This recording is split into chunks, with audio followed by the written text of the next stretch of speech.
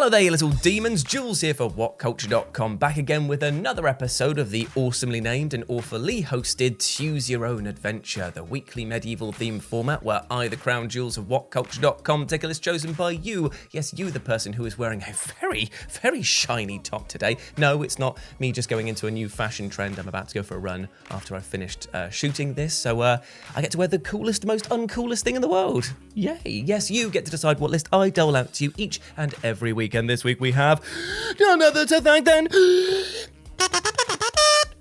Dark Story Edits for their suggestion of video game sidekicks who kicked your ass.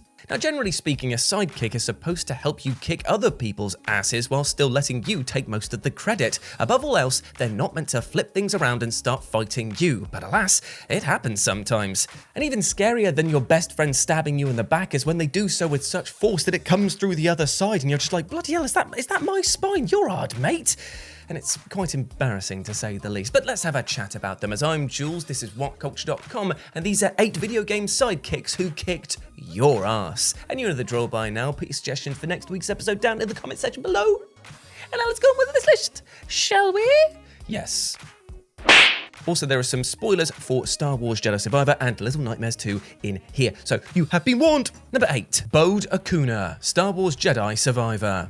Now, Star Wars Jedi Survivor introduces players to a new support character by way of Cal Kestis' mercenary pal Bode Akuna. And this is the thing, you're probably thinking to yourself, oh, he's just going to be our Han Solo insert, a lovable smuggler-type rogue who'll definitely have our back when the chips are down. Wait, what are you doing? Why are you murdering all the Jedi Masters? Stop, Bode, stop! Because he straight up murders a Jedi Master, forcing you to give chase, at which point Bode force pushes him backwards, revealing that not only is he an Imperial spy, but he's also a wayward Jedi. And in the following brief fight, you get absolutely bodied by Bode. So badly, in fact, that you get force pushed off a cliff and then he stands on the edge and fires down at you, so you hit the ground like a sack of force-sensitive potatoes. It is not a good look. It's later revealed that Bode had some somewhat sympathetic motives. I mean, he cut a deal to work with the Imperial Security Bureau to protect his daughter from Darth Vader, but all the same, this ass-kicking, it hurt in more ways than one.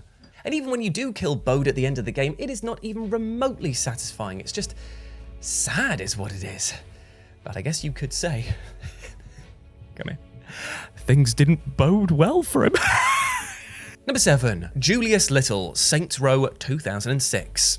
Now, there are so many betrayals in Saints Row across the entire franchise that there's not really an NPC that you can trust. And that is perhaps best evidenced by the first game's explosive ending. The protagonist, commonly referred to as Player, is invited onto Alderman Richard Hughes' private yacht in the game's closing cutscene, before a bomb then suddenly goes off and the end credits abruptly roll. And though many suspected that Player's pal Julius Little was behind the bombing, that wasn't actually confirmed until Saints Row 2, where he straight up came out and just said, yep, I did it, and I'd do it again. All because he didn't like the direction the Saints were going in, and he knew that Player wouldn't simply stand down. Saints Row 2 opens up with Player having spent 5 years in a coma following the yacht explosion, and the game thankfully grants the player the opportunity to mete out some bloody revenge against Julius, capping him in the head at the end of a side mission. Number 6, Master Li, Jade Empire.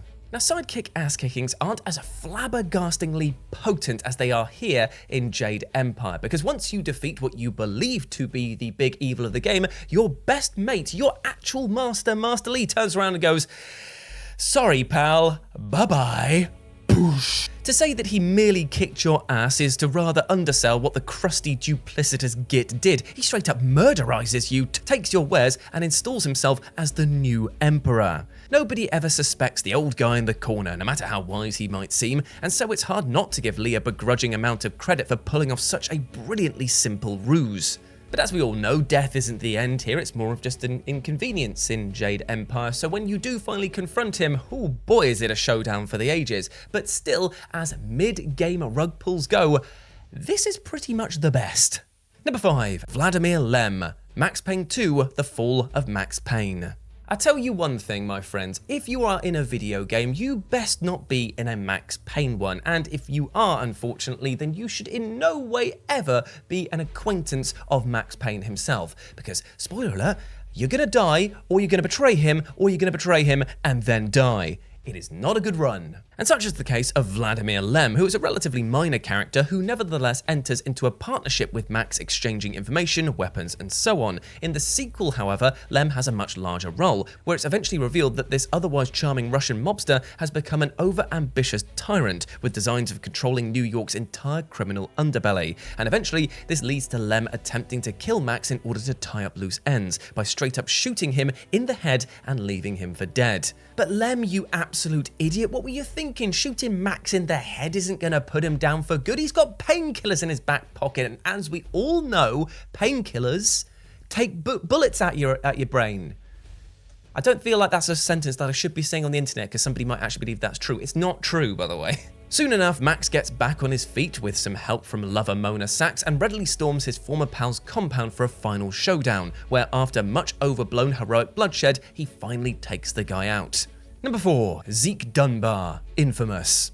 Infamous protagonist Cole McGrath's best bud is Zeke Dunbar, who offers up support to Cole throughout the game and is, to a point, a seemingly totally stand-up dude. But that all changes when Cole tasks Zeke with taking possession of the all-powerful trinket known as the Ray Sphere, not appreciating the temptation that it would present to his friend. And so Zeke activates the sphere in order to try and get powers like his best mate Cole, but things go sideways quickly. And Zeke decides to join forces with the villainous Kessler, who promises to help him gain the powers he desires if he gives him the sphere. Zeke complies, which in turn causes nearby conduit Alden Tate to freak the hell out, collapsing the tower that he and Cole are standing by, in turn causing Cole to get creamed by the falling metal debris. Granted, Cole can easily withstand the damage, but you know what can't be fixed? The relationship between him and Zeke. You idiot. Number 3, Skizo, Days Gone. Now, in total fairness here, the relationship between Deacon and Skizo in Days Gone is never, well, a good one. It's very uneasy to say the least, so you should always have expected there to be betrayal at some point, but still, poor old Skizo. Should have known better. Because though Deacon agrees with Skizo's sentiment that the Lost Lake Camp's alliance with the cultist known as the Rippers is unconvincing at best, that's about where their commonalities lie. All the same, Skizo does briefly become a mission sidekick when he asks Deacon to help him venture into Ripper territory and retrieve some detonation cable. After doing so, however, Skizo shows the truest of his colours, knocking Deacon out with the butt of his gun and bringing him to the Rippers, where Deacon is forced to stage a daring escape. The thing is that Skizo wasn't even remotely trustworthy, and so you then go on a bit of an epic quest to get your revenge, and he keeps being a thorn in your side throughout a lot of the main campaign, but eventually, when you do come toe-to-toe with him, well, you slit his throat, and the word deserved definitely seems to ring true here. So yeah, maybe think about your actions next time, Skizo. You can't, I know you're dead, but still, lesson learned. Number 2, Bruise the Chopper, Middle-earth Shadow of War. Now, Bruise the Chopper is one of Middle-earth Shadow of War's best moments. He's one of the best NPCs in gaming, up to a point, because he's this massive troll who comes along, teaches you how to play the game properly, and also just kicks ass left, right, and centre. Plus, he's quite funny as well. But it doesn't take long before the surprisingly hilarious brute grew tired of being your right-hand troll, and after helping you defend a fort, Bruce decides that he's fed up taking orders. And so does what every disgruntled worker does when talking to their employer. He doesn't march into their office and demand a bit more respect and maybe some better working conditions. No, he straight up impales you. Okay. Then he takes the fort by force. Now, given that the Nemesis system is the Middle-earth franchise's most distinctive gameplay element, to see it inverted in such an unexpectedly unfortunate way, for the player that is, was pretty amusing indeed.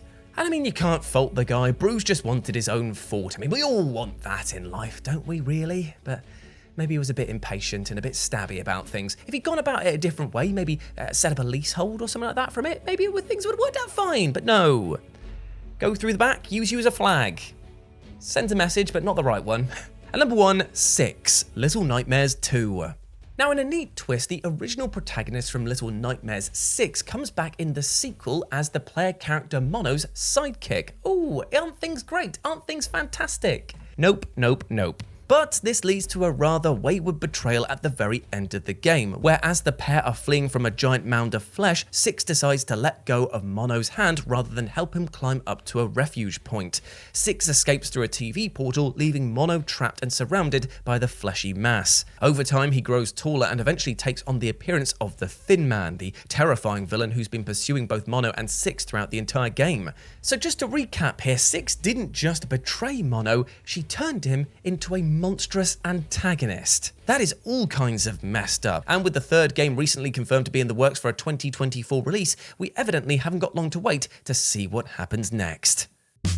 And there we go, my friends. Those were 10 video game side characters who kicked your ass. I hope that you enjoyed that, and let me know what you thought about it down in the comment section below. And please put your suggestions for next week's episode down there as well, my friends. And if you want to chat to me on the social medias in the between times, you can follow me over here, or you can follow Dan on his social medias over here. And please drop him a follow. He's a very lovely person indeed.